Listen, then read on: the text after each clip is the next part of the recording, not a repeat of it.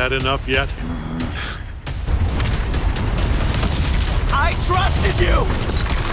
Fight. Ready to bleed? Invincible is best suited for a fighting game, in my opinion. Let's do this! Like, damn, that's awesome. Hell yeah. These guys were able to execute lightning in a bottle in a way that I've never seen in the industry before. All right. I love this shit. It's so good.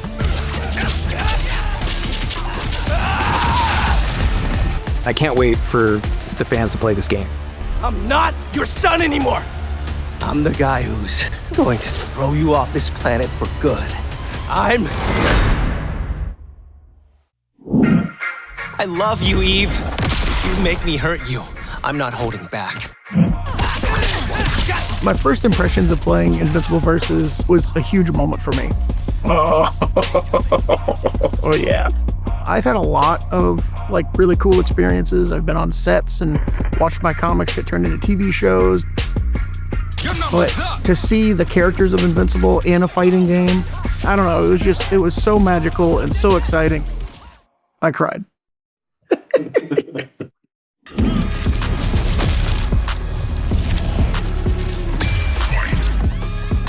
I think one of the key elements to Invincible, be it the comic or the show, is the insane and absolutely brutal fights. It's kind of our marquee thing, and we do these absolutely epic battles that you experience on your couch that hopefully are blowing you away. But this game is really the first time that you can actually experience these and feel them as you're living them. And to be honest, some of the fights in the game can get kind of more intense than the things that we've been able to accomplish in the show, which is really exciting for me. It's something that dials up the intensity of action, the intensity of violence, the intensity of combat. And to me, one of the most impactful things in a fighting game is your first impression. And that's the thing that my brain always goes to. Like when you press buttons, when you do stuff, what is the response? Dude, this big dude. Oh my God, that assist is crazy. And yeah, watching a character, you know, a 3v3 tag fighter with so much gore, that's like the first thing that was like, wow, this is different. This is something I've never seen before.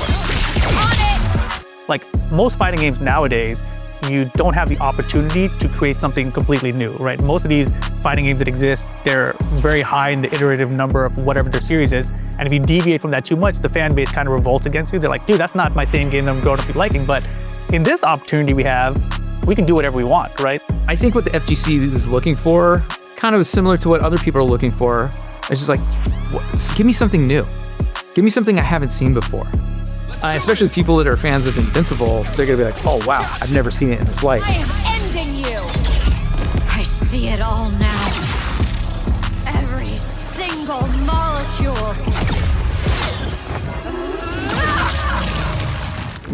I'm the narrative director on the project. That means that it's my responsibility to make sure that this game is a kick-ass story, that all the characters sort of like shine through, feel authentic to the Invincible universe. Cower before me, half-breed. Still is ready to be on a full-blood Viltrumite. There's a lot of fighting and a lot of matchup that are really cool.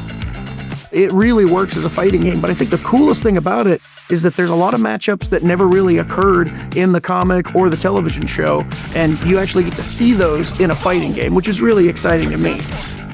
Building this game, it was critical to be authentic to the IP.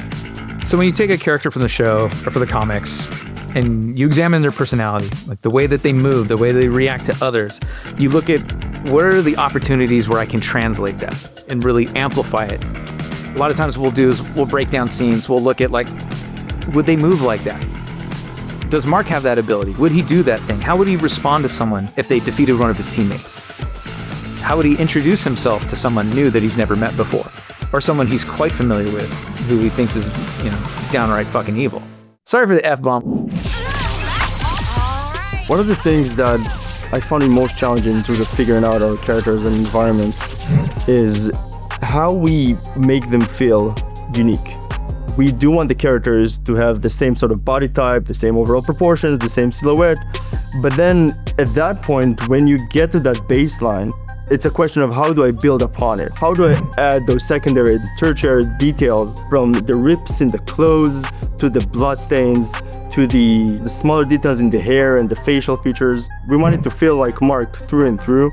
And that's exactly why it's exciting, because it's a challenge. Skybound is a really hands-on company, and it just adds a level of authenticity that I think is kind of unparalleled. So we're still doing some polish on it, but that's probably gonna be one of the bigger ones that we do. We really wanted to stand out with. That's amazing. I got the Skybound, and I was catching up with Mike Willette, and I just said, what was the happiest time in your career? And he said, working on Killer Instinct, Double Helix Games, making a fighter with the most talented people we know. I said, hey, Patrick, I want to start another studio, and I want to work on combat, fighting games, things that we love, things that are part of like our DNA. And he's like, that's my dream. That's what I want to do. We decided to call the studio Quarter Up. It pays homage to an era that we came from, like the arcade era. But it's really a statement that says like, we're here and we're up for the challenge. We got next. I've been working with Mike Willette, our EP. I just watched season 1 of Invincible because he had mentioned, maybe you should watch this. And I was like, the characters are there. They're amazing characters. They're characters that are going to really shine in a fight game. And so for us, that was a lot of the hard work is kind of, that part had been done already with the IP. Now we just need to make it. And so we started reaching out to everybody. Essentially, when Mike Willette calls, I pick up the phone. He's a guy that I love working with. I was aware of Invincible. I was just like, oh my God, what don't they have? Kaiju, superheroes, monsters, an elephant man. I mean, it's just like throw a rock, you're gonna hit something amazing. So it's good problems to have, right? So when Dave and Mike reached out to me, I thought it was a pipe dream at first, but I'm like, oh really? They're like, is that a real thing?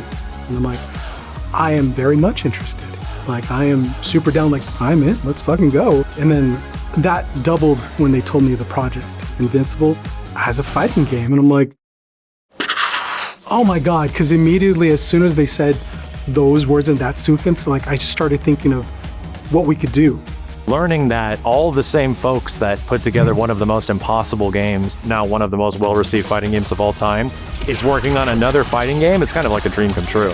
The crew that put together Killer Instinct, that's now working on Invincible, is pretty much responsible for approaching fighting games with a different perspective, with something that wanted to give agency to players that were on defense and offense, to have you have a level of mind games beyond just what's going on in that one specific moment. They want you to think of what happened before and what happened after a lot.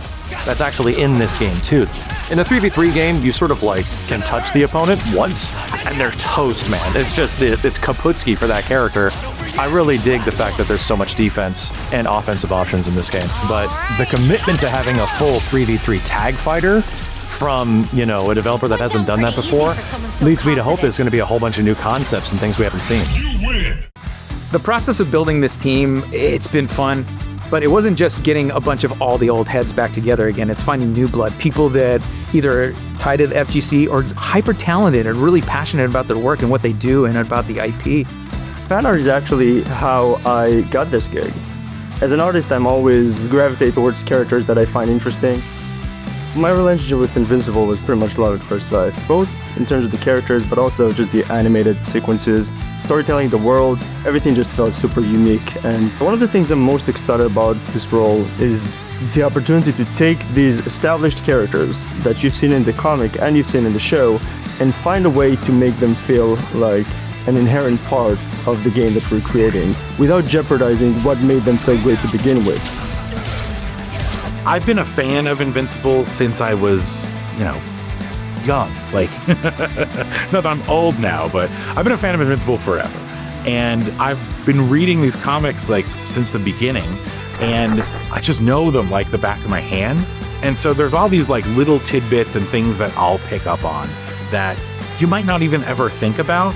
And so a lot of times people are coming to me with questions like, where Mark can bleed from? Like, does Mark bruise? How much blood can we have? Like, where is that blood coming from? It's usually the orifices. It's always the orifices. Mark, action. Is that right? I don't know. Never got to do that before. I've done a lot of weird stuff, but not that. How I got involved with Invincible Versus is a pretty crazy story.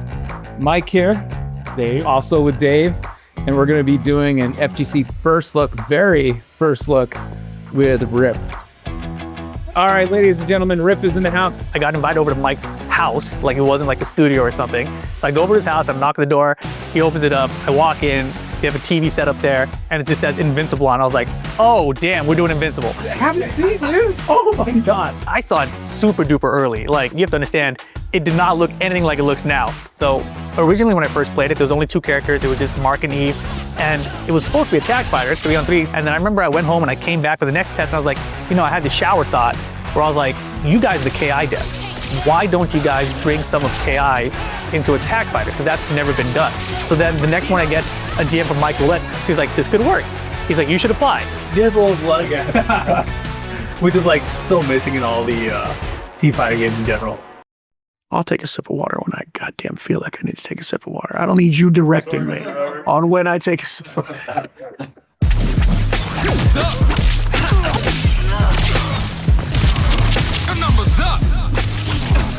I think this is just the biggest and best Invincible game that we've ever done. This is a huge fighting game that has a ton of really complex work being put into it to make it the biggest and best Invincible game ever. So we're trying to put all of what we got into the game. Every dollar gets spent into making the game better. We love the world that's been created by Robert, Corey, and Ryan. And everyone understands the mission, like what we're trying to do. Like, and just bringing their A game, bringing their talent, like every day. We want this to be a tournament quality game that's played for years and years to come. So the way that we look at it is it has to have compelling systems and gameplay and hype moments. It has to have art that is not just evocative of the IP, but will stand the test of time on its own. When the FGC gets their hands on the game, what I hope happens is they get a ton of excitement. They get to see familiar faces that they want to dig into. And critically, I hope they go, oh, I want to lab this game. I want to lab this game for hours. That would make me so happy. It's not just the hype and excitement from like doing big combos or the brutality, but for them to really want to dig into the systems that are there. Because I think that's what's going to keep them there for the long haul. Oh, that was sick. That was sick. And I don't mean just satisfied or it's like, oh, that's great. It's like, no, it's got to be fantastic. It's got to blow people's socks off. Just fucking die!